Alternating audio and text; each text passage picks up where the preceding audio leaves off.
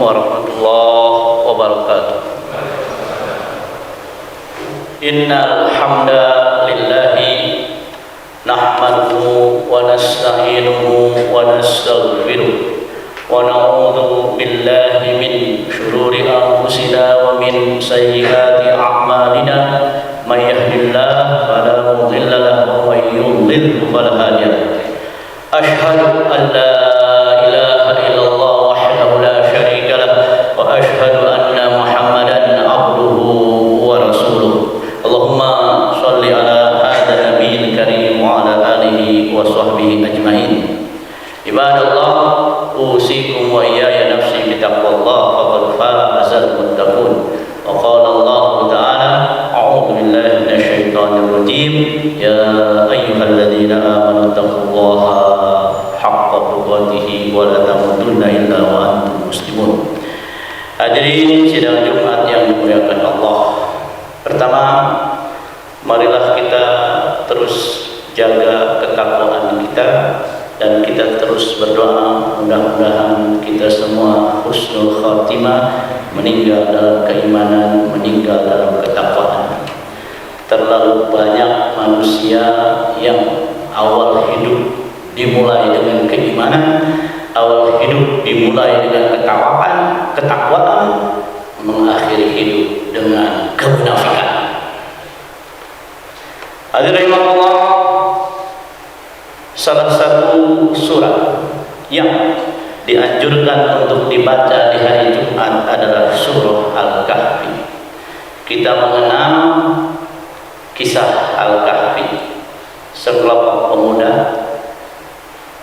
berlindung dari kezaliman dan berlindung di sebuah gua, dan mereka tidur di gua tersebut 309 tahun dalam hitungan Hijriah, 300 tahun dalam hitungan Masehi. Pertanyaannya, apa dosa mereka? Apa dosa mereka sehingga harus berlindung di gua? Apa kesalahan mereka? Allah Subhanahu wa taala berfirman, nahnu naqussu 'alaika naba'ahum bil haqq. Kami akan mengisahkan kepadamu wahai Muhammad tentang Ashabul Kahfi. Jadi orang Quraisy berguru ke orang Yahudi, dan orang Yahudi berkata, kalau Muhammad memberitahumu tentang cerita Ashabul Kahfi berarti dia nabi. Kalau Muhammad bercerita tentang Zulkarnain berarti dia nabi. Akhirnya Quraisy menghadapi Rasulullah dalam keadaan akan menang karena Rasulullah tidak mengetahui cerita Ashabul Kahfi. Setelah itu Rasulullah menjanjikan, besok saya jawab, tanpa menyebutkan insya Allah. Allah menegur Rasulullah. Ternyata jawabannya baru datang setelah 15 hari. Masalahnya, wala taqulanna li syai'in fa'ilu dzalika ghadan. Jangan berkata besok saya akan, tapi katakanlah insya Allah. Insya Allah. Nah, hadirin Allah, kemudian Rasulullah menceritakan Ashabul Kahfi. Yang menarik, Quraisy setelah diberitahu tentang Ashabul Kahfi dalam surat Al-Kahfi tidak beriman. Jadi terkadang meminta bukti belum tentu setelah dikasih bukti dia beriman. Nah, hadirin Allah, kembali kepada pertanyaan, kenapa Ashabul Kahfi harus berlindung di dalam sebuah gua? Innahum fityatun amanu bi rabbihim. Masalahnya mereka beriman. Wazidnahum huda. Masalahnya mereka komitmen dengan keimanannya. Wazidnahum huda. Warabatna ala qulubihim. Allah kuatkan iman mereka sehingga mereka dengan tegas berkata, iqamu faqalu rabbuna rabbus samawati wal ard. Rabb itu hanya satu yang mengatur langit dan bumi, bukan semua agama benar.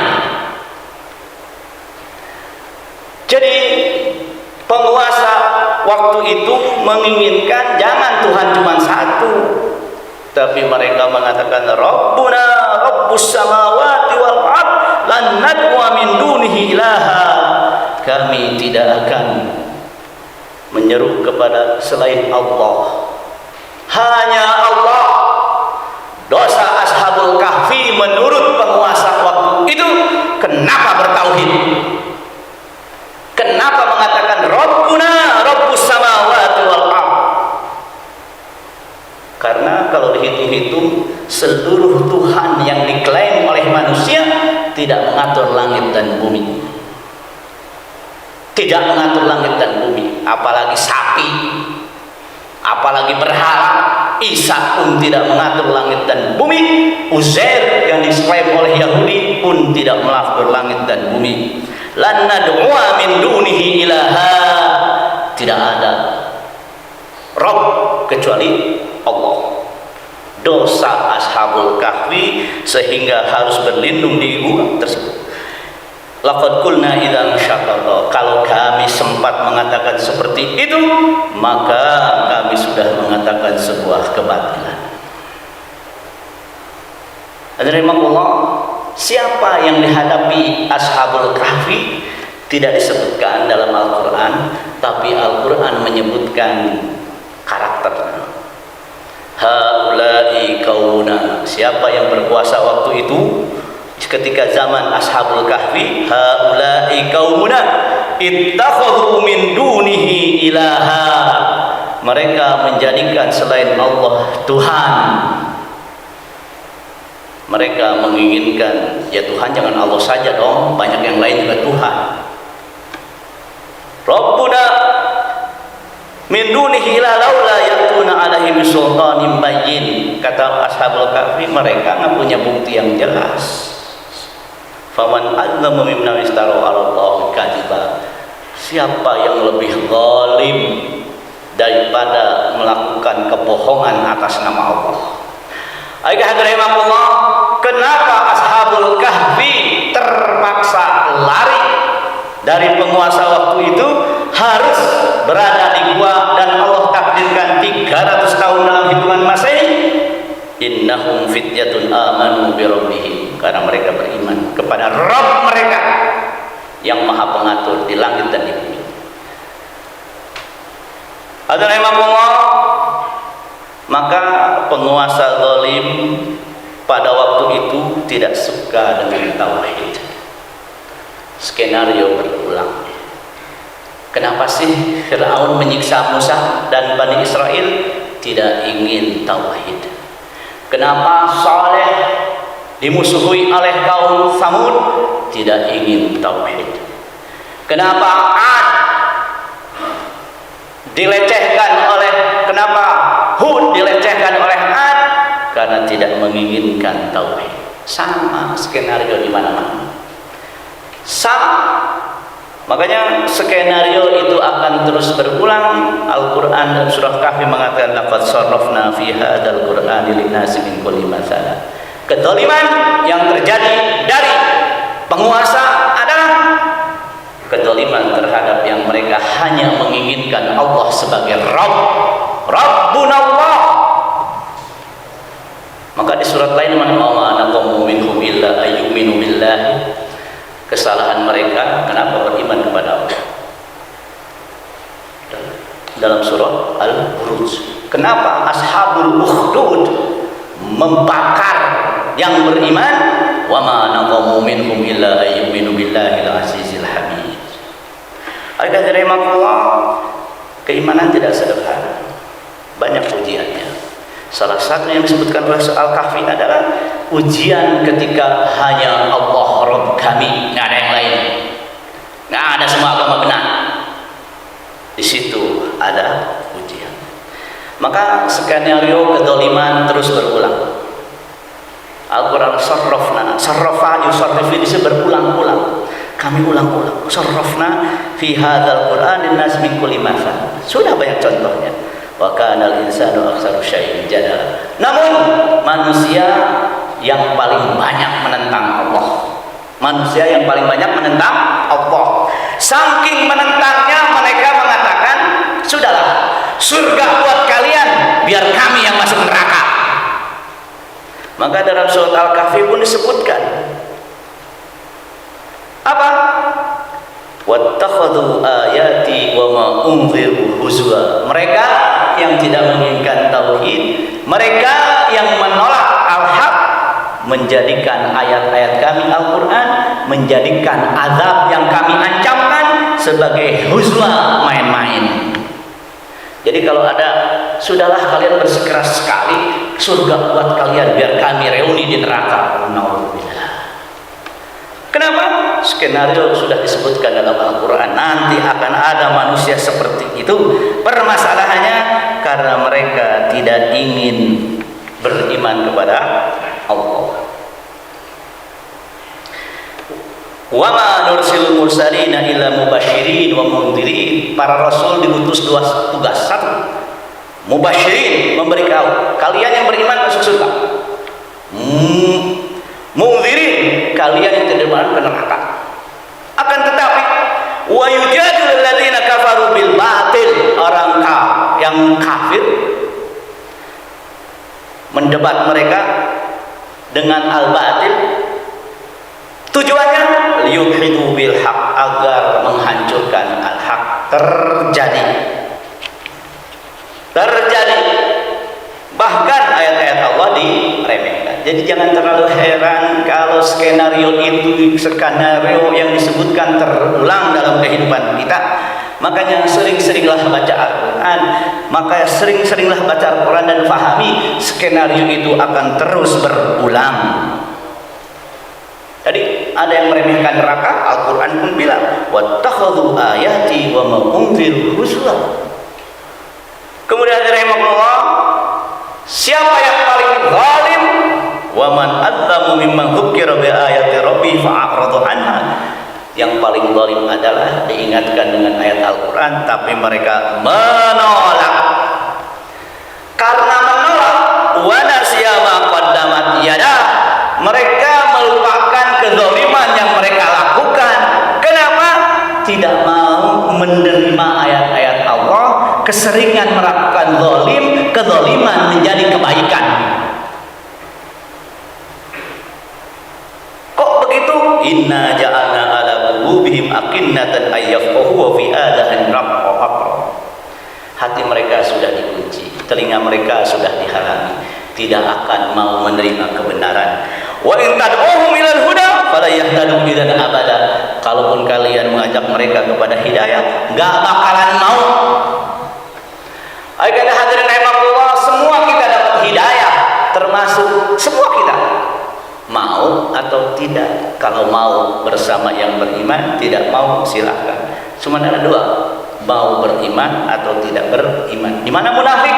Munafik bersama yang tidak beriman. Ayo hadirin rahimakumullah, tidak heran ada kezaliman dari dulu juga ada. Siapa yang jadi korban? Yang hanya menginginkan Allah satu-satunya, Rabbuna Allah, nggak ada yang lain. Namun permasalahannya, kalau kita tidak berhitung dengan akhirat, mungkin kita ini sudah juga ikut-ikutan tidak beriman. Akan tetapi karena iman kita terhadap akhirat, kita bertahan dalam keimanan. Mudah-mudahan Allah memberikan kepada kita rezeki husnul khatimah, kita tetap bertauhid sampai akhir hayat, walaupun ujian kiri kanan tambah besar, tambah hari tambah besar. Baik hadirin rahimakumullah, sekali lagi jangan heran kalau ada kezaliman. Kenapa? Karena Al-Quran pun menceritakan kezaliman tersebut. Siapa yang dizalimi? Yang beriman. Maka pesan saya, secara aturan dalam Al-Quran skenario, kalau yang tidak beriman berkuasa, kalian tertindas. Maknanya kalian tidak boleh melepaskan kekuasaan untuk mereka. Jelas dengan cara yang sesuai dengan yang diatur oleh Undang-Undang Dasar. Cara harus sama, cara harus sesuai aturan, sesuai dengan aturan permainan. Hadirin rahimakumullah, masalahnya apa sih kok berani? Masalahnya azab tidak turun kontan. Wa rabbukal ghafuru dzur rahmah. Allah itu Maha Ghafur. Allah itu Maha Rahmah. Allah menunggu para pelaku kezaliman untuk bertaubat. Wal rabbuka ghafuru dzur rahmah. Lau yu'akhiduhum bima kasabul ajjala lahumul adab.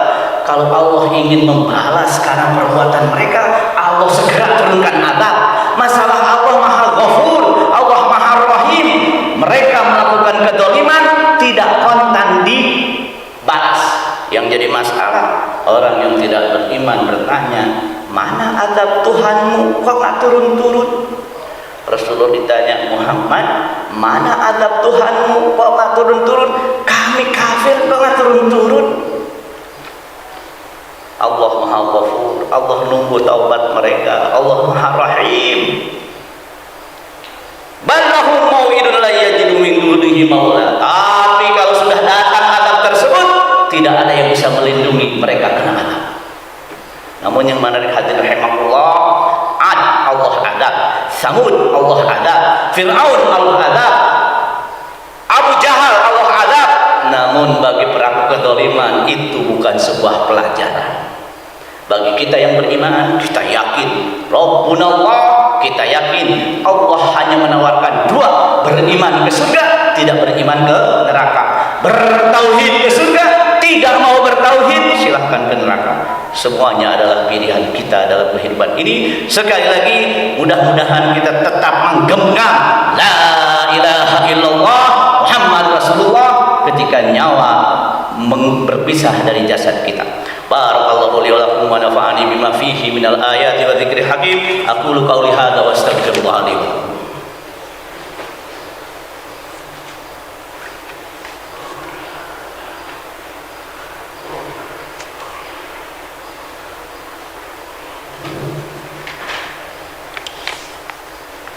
Innal hamdalillah nahmaduhu wa nasta'inuhu wa nastaghfiruh.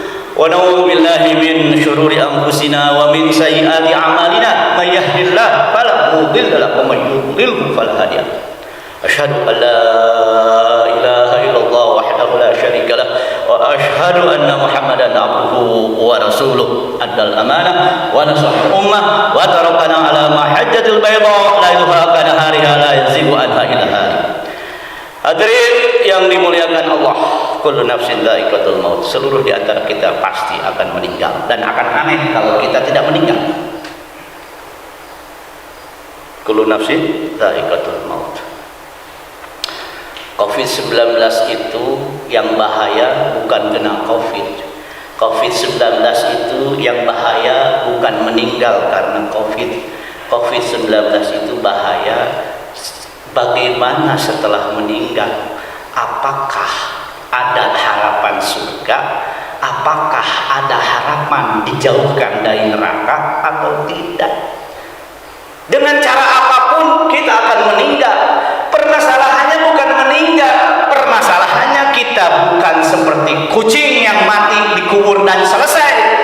Kita ini manusia yang akan kembali kepada Allah, mempertanggungjawabkan jawaban. Oleh karena itu kita berharap. Sekarang ujian begitu hebat, begitu hebat. Kita dalam keadaan terpuruk, kita dalam keadaan keterbelakang, kita dalam keadaan tidak berkuasa, kita dalam keadaan sangat mengkhawatirkan, keimanan dipertaruhkan. Maka bagaimana kita meninggal dalam keadaan la ilaha illallah, kafa bil mauti wa'idan. Nasihat terbaik kematian. Kemarin saudara kita, guru kita, Dr. Muhammad Yasin, meninggal di hari Jumat. Perpindahan hari adalah maghrib, di hari Jumat. Didoakan orang banyak, meninggalnya diakui oleh semua adalah orang baik. Kita semua bersaksi bahwa orang baik. Kita sering melihat beliau sendiri di masjid, Masya Allah. Dan saya merasakan beliau sering dipanggil profesor, beliau doktor, akan tetapi kalau mendengar pengajian seakan-akan tidak mengetahui apa-apa. Oleh karena hadirin rahimakumullah, ini adalah peringatan bagi kita. Kafa bil mauti wa'idan. Kematian adalah nasihat terbaik. Rasulullah ditanya, siapa manusia yang paling cerdas, Rasulullah menjawab paling banyak mengingat kematian, paling banyak mempersiapkan diri menuju kematian. Beramal soleh. Hadirin rahimakumullah, memang kita bersedih tidak bisa menyolatkan beliau dan berdasarkan protokol kesehatan. Dan dalam hadis juga disebutkan mudah-mudahan beliau syahid. Syahid di antaranya 5, di antaranya karena penyakit, di antaranya karena wabah yang menular.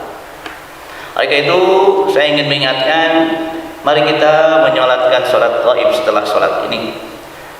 Pendapat yang kuat adalah kalau kita mengenal orang tersebut tidak bisa menyolatkannya, maka kita disyariatkan untuk sholat gaib walaupun sudah disolatkan. Oleh karena itu mudah-mudahan sekali lagi kita meninggal dalam keadaan husnul khotimah. Orang yang kita tinggalkan bersaksi kita orang-orang baik, dan Rasulullah berkata yang paling sering ke masjid saksikan mereka adalah orang-orang baik. Hadirin rahimakumullah, mudah-mudahan ini menjadi peringatan bagi kita. Ustaz Yazid sudah meninggalkan kita husnudzon, beliau meninggal dalam keadaan husnul khatimah, beliau dalam keadaan meninggal baik, dan kita akan sholatkan gaib setelah ini. Tinggal kita, apakah kita akan bertahan di hadapan dengan kalimat la ilaha illallah di tengah kezaliman? Apakah kita akan bertahan la ilaha illallah Muhammad Rasulullah di tengah dunia yang melecehkan adanya neraka, di tengah dunia yang tidak tertarik dengan surga? Ibadallah, innallaha wa malaikatahu yusholluna 'alan nabi ya ayyuhalladzina amanu shollu 'alaihi wa sallimu taslima. Allahumma sholli 'ala sayyidina Muhammadin wa 'ala ali sayyidina Muhammad kama shallaita 'ala sayyidina Ibrahim wa 'ala ali sayyidina Ibrahim fil 'alamin innaka Hamidum Majid. Allahumma ighfir lil muslimina wal muslimat wal mu'minina wal mu'minat al ahya'a minhum wal amwat. Allahumma ighfir lana dhunubana wa liwalidina warhamhum kama rabbawna shighara. Allahumma ighfir li akhina Muhammad Yazid. Allahumma ighfir lahu warhamhu wa'afihi wa'fu anhu. Allahumma ighfir lahu warhamhu wa'afihi wa'fu anhu. Allahumma ighfir lahu warhamhu wa'afihi wa'fu anhu.